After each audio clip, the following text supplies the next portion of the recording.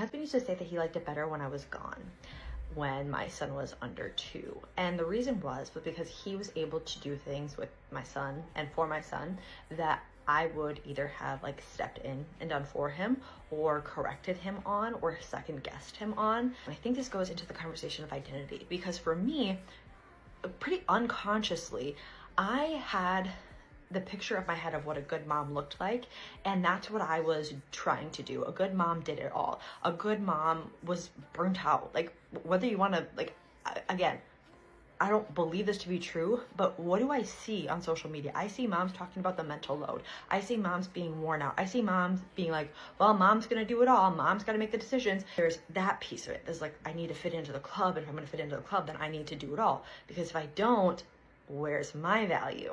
Where's my worth? And then there's the other side of it, of me being like anxious and again thinking that if he did something wrong then everything would fall apart. And I think there is another side conversation to be had about sometimes our partners not meeting our expectations, and I think that that's a dual-sided conversation about like partners should be respectful of what matters to you, right? Like, if you're gonna do something for me, can you at least do it like this way so that I don't have more work to be done? And there's a side of it that like sometimes we have to realize no one's going to do it exactly like you're going to do it. So like, is that good enough, right? There's a whole other conversation we can have about this. And on a conscious level, I don't want any of those things. I don't want to be burnt out. I don't want to do it all. I want my partner and I to have a partnership. I want my husband and I to be a team. I want us to raise our kids together. But I wasn't allowing that because I felt like if I did that, then I would not be enough. Where was my value? And that was not a conscious decision, but it was something that, in reflecting on, made me realize how much I was tying those actions to my motherhood identity, my identity as a mom.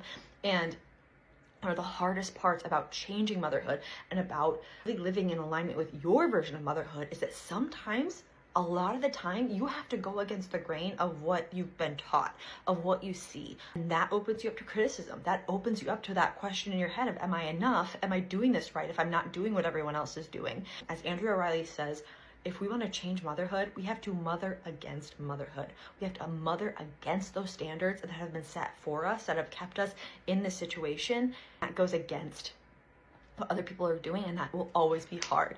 But it is important if we want to live our version of motherhood. So let me know if you ever came across this with your husband, this whole like, you step in and do it all.